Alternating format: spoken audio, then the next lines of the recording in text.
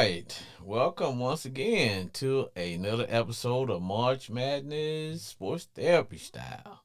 Or should I say, Sports Therapy March Madness Style. I am your host, FH Jr., and this is a recap of today's NCAA March Madness games. In today's games, we had the Florida State Owls, Fighting Owls. I guess we'll call them the Fighting Owls, and they took on the Kansas City Wildcats. And we just finished up with Gonzaga versus the Yukon Huskies. Now, if you had Gonzaga, then I don't need to tell you that your bracket is more than busted. Your bracket is busted and can't be trusted and disgusted. But I am your host, FH Jr. A little bit about the show. This show is a show where callers get 2 minutes to call, rip, rant, kick some knowledge, laugh, throw a punch, whatever, whatever makes you feel good after your brackets are busted. And as you can see, I am decked out in the I got my I got the good Woo Pig Suey gear on, man. I'm augmented by the Woo Pig Suey Arkansas Razorback hat, along with the Razorback shirt. Because you know that is my home team. I am from the great state of Arkansas. Don't hide it. Country in the ear corn and all that good stuff. But you know what? We love our Razorback. Woo Pig with a big old double Suey to all my listeners out there. Now, the show is streamed live on Facebook and YouTube. And if you want to call and express your views, then the number to call is 940-329-4110. That is 940-329-4110. And our sponsor for the night is always Tips Treat, where you just cannot get a bad cookie. They won't deliver a bad cookie to your house. That's Tips Treats, and that is a Texas company. Texas born, Texas bred. Now. Let's talk about the show. Let's talk about the show and the game, man. As I was telling my the audience, I am the keeper of all things. We have a pool. Now, if you're in an office pool, now this is what I don't understand. There's some who say, hey, you know what? There should be a national, not a national holiday, but maybe maybe like a vacation or something throughout the March Madness tournament. How they can make that work, I don't know. Because truth be told, look, employers, you're not getting any quality work done by your employees. They're all watching March Madness, even at the office. My point of that is, you know what? Now there are some jobs, and I'm not gonna call out mine, but they've got a block, man, to keep the employees from pulling up March Madness. Man, seriously, seriously, who does that? What company does that, man? You know who does that kind of stuff? I'm just saying. But anyway, as I was saying, I am the keeper and the coordinator of my office pool, and it's called Friends and Family. So if you're not a friend, you can if you're not a member of my family, then you can still be a friend. Now this is what we play for. Now you know we don't play for money because you know that's called gambling, and that's illegal. But is there a pot? Who knows? It could be. But what we really play for is we have a belt that we pass around. Nice belt. In the winter, get the imaginary pot of gold, along with they get to have the belt for a year. Now here's the stipulation about the belt. You get to keep the belt for 1 year. The only stipulations are you move, get fired, or pass away. And the belt goes back every year, and then it goes to a new winner, or the previous year winner gets to defend the belt. That's our pool, and we like it. It's cool. It's been going on for about 3 years. It's all, but at the end of the day, it's all in good fun. That's what it is. That's why we call it friends and family. It's all in good fun. Good fun. Now, normally, I normally like to start the show with I usually check my line to see if I got any callers coming in because I know how it is. Because see, in the past, we've always say that the show is always designed to be a recap of today's games, and we don't come on until the very, very, very end of the last game. And I know that's late, and I understand. I'm good with that. I know. Hey, look, some people have to go to work, and and they're already pissed off, so hey, it's all good. So, um, when it's like that, then of course it's up to me to carry the show. And usually my homeboy calls in because I'm not saying he's not employed, but he got time and he loves he loves his sports. That's what I like about him, man. So without any further delay, man, let's talk about today's game. Now, of course, we're down to the Elite Eight. Today we're just gonna be discussing the Eastern region and along with the Wild Wild West. Now, the first game we had them there, Kansas City Wildcats. A lot of people shocked because Kansas City, because they wasn't picked to represent the Big 12. We had some teams that we thought that was gonna come. Well, I tell you what, now the Longhorns are still there, still playing, still balling.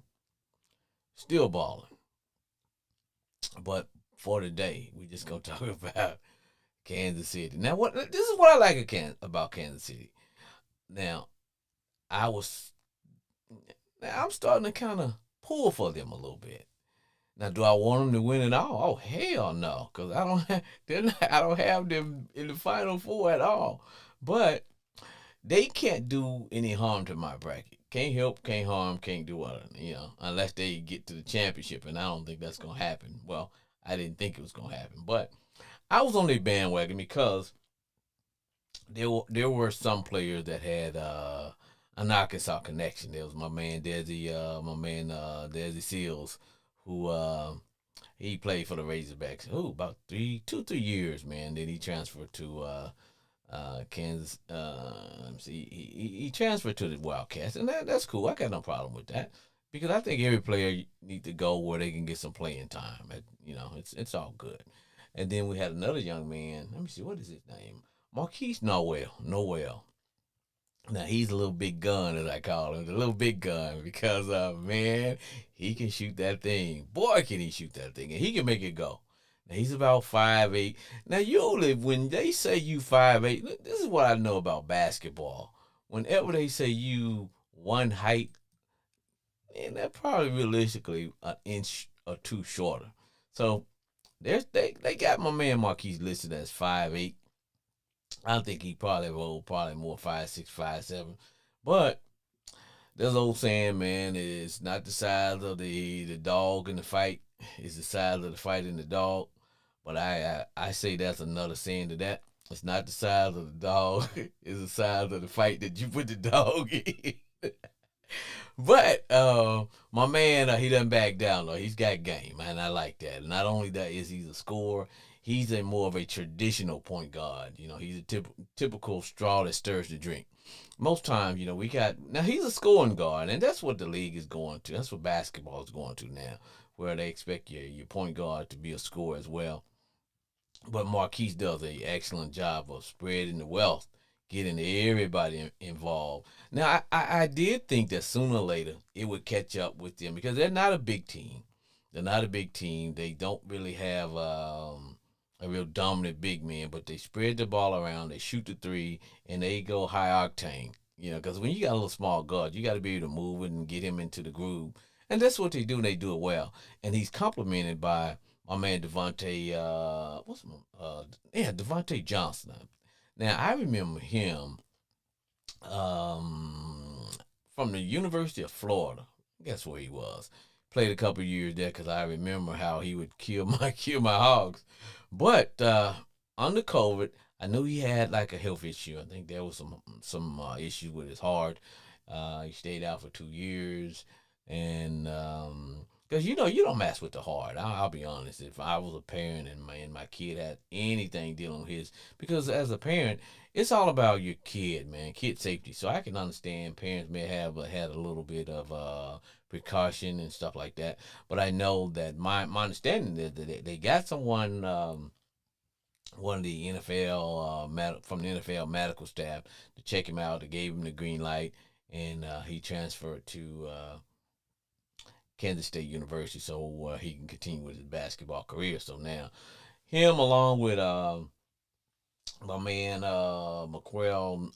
Marquel Noel, man, they were making it go. And not only that, now so between those two, man, they were a potent team. They upset a lot of teams to get there. So if anybody is shocked that they got that far.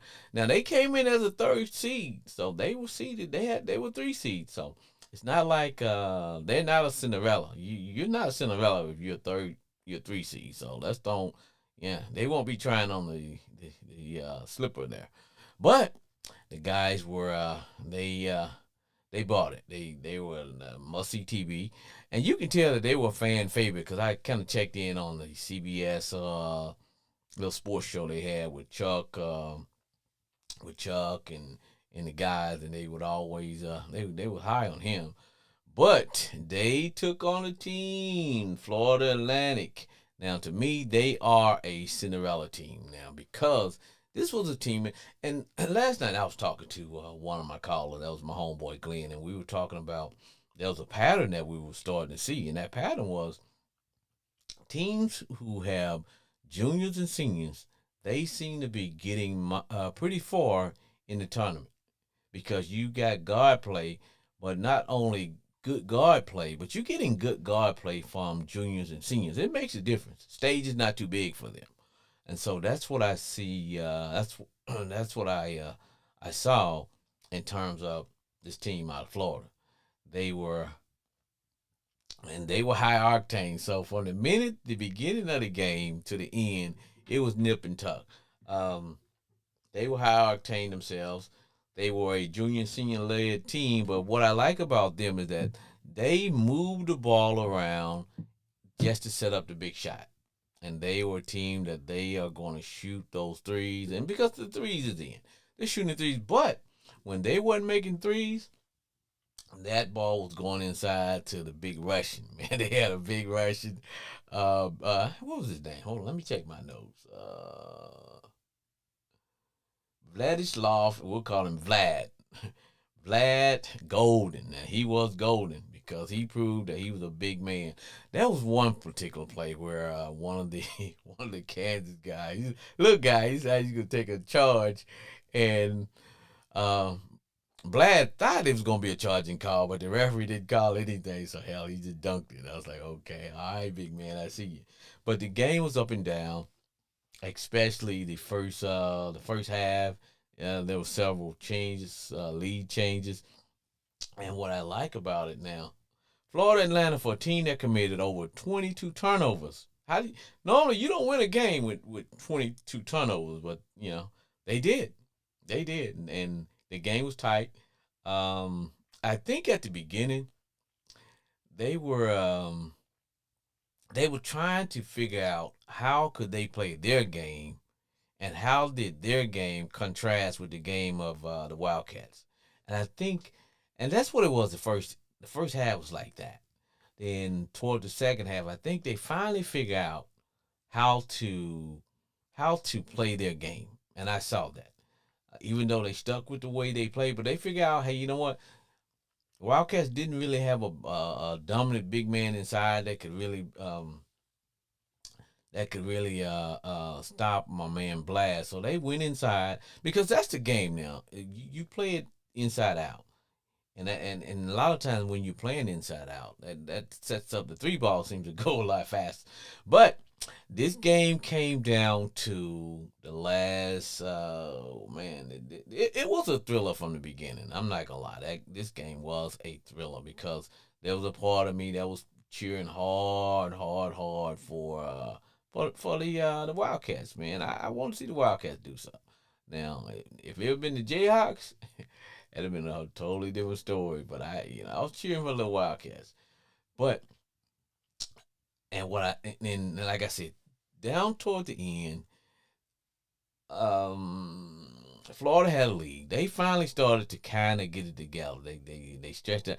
They never got above a 10 point lead, but towards the last 6 minutes of the game, they managed to stretch it out to 10, and then the Wildcats would bring it back to within 5, and it stayed between 5 and 6. Um, Good shooting by both teams. Um, Coaches wasn't going crazy. The crowds were going crazy. Hell, I was going crazy because it was a good game. And I like those are the kind of games I like tuning into, where it's just nip and tuck from the beginning, and this somewhere along the line, either it's gonna be a key turnover, a buzzer beater, or it was gonna be some madness. So I was geared in, strapped into my chair for the madness. So it came down to uh, free throw free throws being hit by Florida. They hit their free throws down the stretch, but with about 8 seconds left, let me see what was the kid name because I wrote his name in my notes. Let me see what's the kid name. Uh, Cam, yes, Cam Carter. Cam Carter hit a three with about 7 seconds left to bring the Wildcats within one. So, and toward the end, it kept going between a 3 point lead because Kansas City was having a foul to kind of they stretched the game out. So they kept having a foul and they made it. They extended the game because sometimes when you get down to 2 minutes, me as a coach, I like to play the foul game. I like to you know lengthen the game because hell, if you can't take the fouls home with you, you might as well use them. And only problem with the young man that they kept fouling, hell, he kept hitting his free throws. And this kid, let me see, what's this kid name from Florida? I wrote it down in my notes too. Let's see.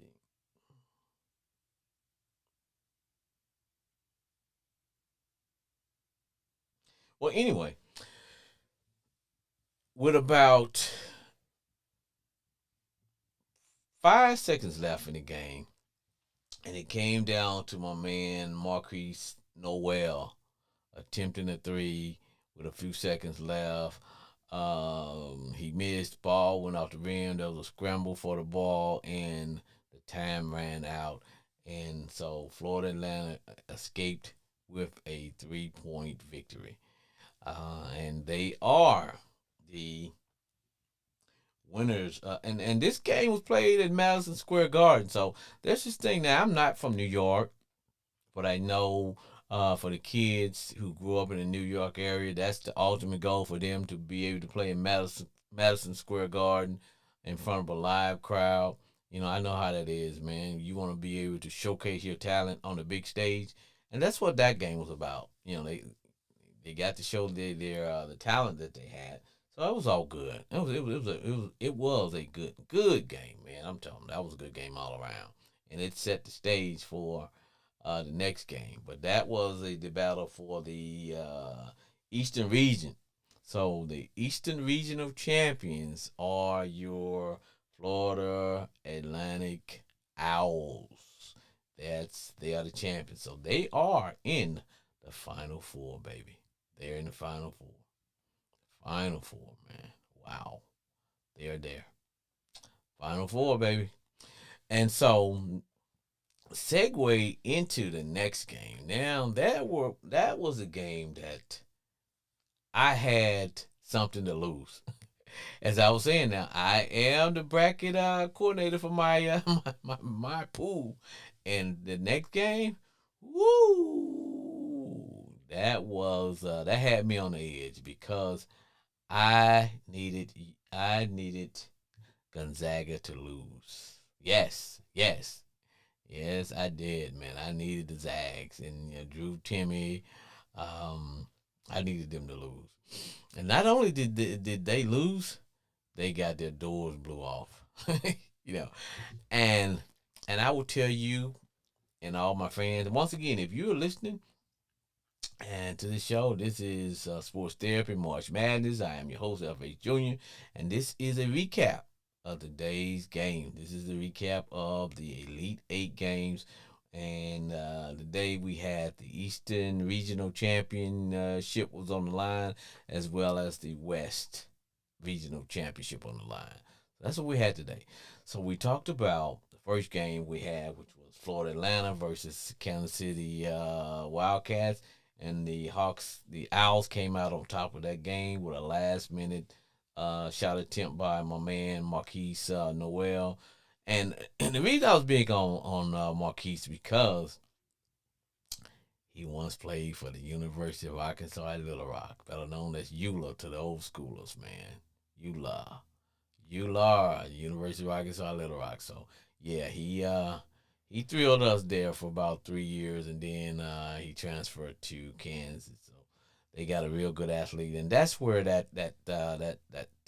connection was there, and that's why I was leaning for my man along with Desi. I wanted those boys to keep it rolling, but at the end of the day, hell, I still want to win my pool. So I only wanted them to roll so far. But getting back to the second game, that was when we had UConn Huskies. Now every part of me should hate the Huskies. Now hate is a strong word because I don't really hate any players.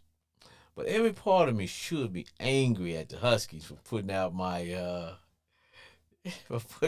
hog, pig. But in my pool, in my pool, you could set up. You could create two pools. One was because this year there was not a real dominant team. Yeah, Alabama was picked as the quote unquote number one overall seed, and look how that turned out. Roll Tide. Roll Tide on that one. But um,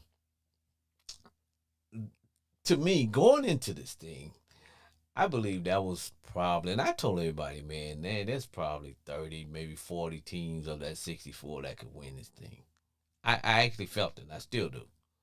I believe that any of the last 32 teams could win this year's championship. There were not any dominant teams there. There were no teams playing that you could say, okay, this team here is going to be in the Final Four. This team here, we didn't have that. We really didn't. We still don't. There were some upsets. Houston, Arizona, Purdue. Um, look at Tennessee. They got beat. These were Kentucky. Those are teams that normally are blue blood teams, man. and it's like, whoa here, man. So there were no real dominant teams. So when I put my bracket together, the one that when I wanted to put it all on the line and I wanted to win this belt, the one that I really, really, the one that I really, really went hard and heavy for, that was I let the computer pick. I let the computer pick my team. I'm not gonna lie, I did. I let the computer pick my team, except for I when I originally did auto schedule. When I originally did auto schedule, the I think in my finals I had Alabama going up against. Let me remember because I had Alabama, and I think I had Alabama going up against Kansas for it all. Yeah, because the computer's gonna give you all number one seeds. So, in my computer bracket, I had Alabama. I believe I had Purdue, Kansas. Because that's what the computer does. It just basically takes the data and just says this is how it's gonna turn out. But I said, nah. I said, I'm good to go with Alabama. But I went back and I tweaked my bracket a little bit. And I said, you know what? Normally, I don't listen to the talking heads on these sports shows because everybody try to handicap the games. Everybody's an expert. Everybody's gonna tell you this and tell you that. But at the end of the day, hell, their bracket is just as busted as, as anybody else's.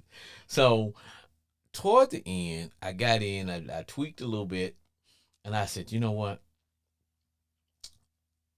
In my heart, I wanted to put the Hogs in the championship because I was like, "Woo pig, baby, I can't go up against the Hogs, man. It's on your birth certificate. Thou shalt not ever go against the Razorbacks." But I violated that because I picked, I actually picked UConn to beat the Hogs. Yeah, I did. I know. I know. I should probably take out my Hog gear. But I picked UConn to beat the Hogs, and then I picked UConn to get to the championship game. Yep, yep, yepers. So I actually had the Yukon Huskies going up against. I even had Yukon to beat Texas, and in my championship game, I had the Yukon Huskies against the Alabama Crimson Tide for it all, and I stuck with the computer that says Alabama was going to win. So I'm very much alive in my office pool, except for I can't win the final. I can win I can get to the championship. And so there is one person whose name I should not call has picked UConn to win it all. So it's gonna come down to I don't know, man. I just don't know. It's wild and woolly. So getting into that game because I'm using that to segue into the last game. We UConn has a true big man, Adonis Sanoco. Now, if I massacred his name, sorry about that. But Sanoku, and what I like about this team, and I was telling my man, my homeboy Glenn last night, I said, to me, the Yukon Huskies are the Arkansas Razorbacks maybe next year or a year from there. If I'm Coach Muss, I'm putting on that video of the way the Razorbacks played Yukon, and I'm putting on the video of how Yukon played Gonzaga, and I'm saying, guys, look at this. Look how these guys play. They play fast. They spread the ball around and they take shots. They don't they don't overthink when they're getting ready to shoot the three. They let it fly.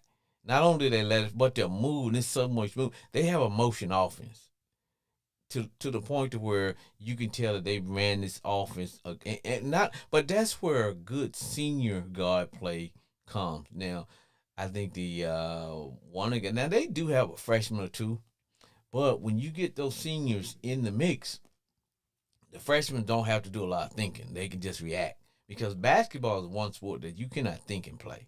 It's a reaction sport. You have to react. And so what I like about them, they know where everybody's gonna be. They move the ball and they play defense. They play defense. They give it all they got on defense. And and what I see is that the Razorbacks have the same chemistry. They have the same type of athletes. I just think that maybe with one more year of experience, the guys can actually play more fluently without having to try to think this is where I should go. Who um, there was less dribbling. Those guys, there's not a lot of ball dominant. The ball isn't being dominant by anybody. The ball is not sticking. They're moving it around, but they're moving, they're cutting, they're shooting, and eventually, but they're playing good defense. They crash the boards, but they go inside to their big man, and when he gets you down in the dungeon, as I call it, when he gets you down in the dungeon, he's gonna punish you and that's what they did, man. And it was a sight to see because um, the game was close. Maybe at halftime, um, Gonzaga was giving it all they got. The shots won. Now this year Gonzaga team, and I got to be honest, this team wasn't as talented as the Zags normally are, because normally the Zags have a big man Drew Timmy, and man, his footwork is fabulous. I haven't seen a big man other than Kevin McHale that has the foot movement that Drew Timmy has. I mean, he has an old school game. Um, and don't take his kindness for his sweetness for weakness, because he looked like he's just a nice guy that you want to hang out, go have a beer with. But you know what? He can mix it up, and you gotta have, he has a little mean streak, and that's what you gotta have. So at halftime, I believe that the game was close, but UConn was still managing to play their game, and I was thinking to myself, okay, was the game against the Razorbacks, was it an anomaly? Are these guys really that good and that smooth, or was it a combination of they were having their best game of the tournament and Arkansas was having their worst game of the tournament? Because I do believe if they played again, I don't think UConn may beat them, but I don't think they blow them out. I think they probably win down the stretch, maybe about, I don't know, 10 points down the stretch. I don't think they blow them out by by 25. But and that's what I was thinking at halftime. I'm like, okay, wait a minute, is this game an anomaly? Is it one of those where you know they played their best game and the Hawks played their worst? That's what I was thinking. Is that what we're gonna see? And the score was tight to halftime. It really was. But a strange thing happened. A strange thing happened in the second half of that game. And I think I was some notes down here. Now, this what got me. With about 15 minutes left in the game, Drew Timmy committed his fourth foul. He committed his fourth foul. Think about that. He's their number one scorer, and he's got 4 fouls with 15 minutes left in the game. So that meant they play like 5 minutes, and he's in foul trouble. He's at risk of fouling out of the game. So that means my man had to go and take a seat next to the coach. He had to be an assistant coach for a minute. And when that happened, the game, UConn blew it open. It was like everything was starting to fall. The threes were falling, the inside was falling, motion was falling, and the motion of the game, the back cut, the switching, God, the ball wasn't sticking, threes were falling, and the coach, their coach, he tried, because he's an old school coach. He's been around a while. He knows how to make a few calls to try to stop the momentum. And he gave it all he had, but at the end of the day, he even put my man Timmy back in with about 9 minutes left. But at that time, the game was pretty much out of reach. So, in a nutshell, they blew Gonzaga's doors off. And it brings me back to what I said when I said, hey, you know what? This team is going to win the championship. I'll go on the record and say that. The UConn Huskies will win the championship. And if they don't, then I'll come on after the championship game and eat crow and say, you know what, I was wrong. But I think we have a team that's peaking. They're playing their best basketball. They've been tested against the Hogs. They've been tested against Gonzaga, and they are ready to roll. They're ready to roll, and that's what I think, because they beat Gonzaga by almost. Well, I know it was over 30 points, and I didn't see any let up in those guys. I really didn't. I saw that they have the killer instinct. And they were going for they went for their throats, man. But that's how you got to do it, yeah. Because and also I was looking at toward the end of the games, and I was seeing how happy Florida Atlanta was to be the Eastern Regional champion. I mean, guys put on their hats and all that. They were hoisting the Eastern Regional Championship trophy. I really didn't see that out of UConn. What I saw with those guys is that, okay, look, we got some more business to take care of. They got more business to take care of, and just those little things. It doesn't. And I'm not saying that Florida Atlanta is happy and they're content. I just know that sometimes it has to do with the size of the program. You know, you're a little school like Florida Atlanta. Nobody expect you to do anything to get that far. And whereas with UConn, you know, you're a bigger school. You got tradition. You won a couple of championships and things of that nature. So they are. But you know, to me, each team wants the championship. Now, I'm not taking anything away from Florida Atlanta, but today was a wild day, as my man. Today was a wild day. Yes, today was a wild day. It was truly a wild day. Now, if you're up and not asleep, and you want to call in and talk about your brackets, then you can call in and talk 940-329-4110. That's the number to call.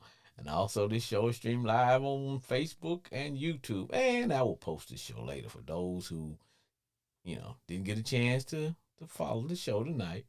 And also, like me on YouTube, subscribe to my channel. That's Sports Therapy with F.A. Jr. And hit us up. Because, you know, we definitely want all my listening audience out there to subscribe to my YouTube channel. And you know, let us know, man. If you hate the show, cool. You like it, we're gonna keep rolling.